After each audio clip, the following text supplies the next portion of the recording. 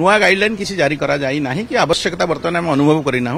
जितेबाला जदि government of India किसी दिए कि WHO किसी गाइडलाइन करे कि ICMR किसी गाइडलाइन कर निश्चित भाव में आम हस्पिटाल मान जनइबू तेणु बर्तमान कौन प्रकार पैनिक हबार ना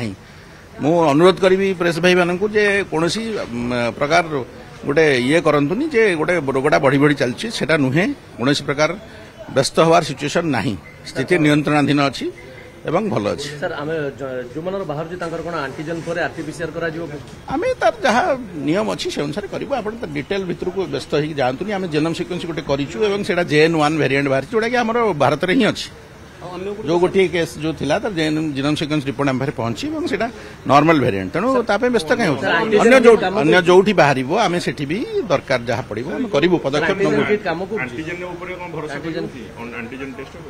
सेटा शुणु से मो कमेंट दवाटा उचित हेनी सर अन्य नमूना पठा अन्य 4 जन आम आवश्यकता अनुसार निश्चित भाव पदक्षेप नबू व्यस्त हूँ।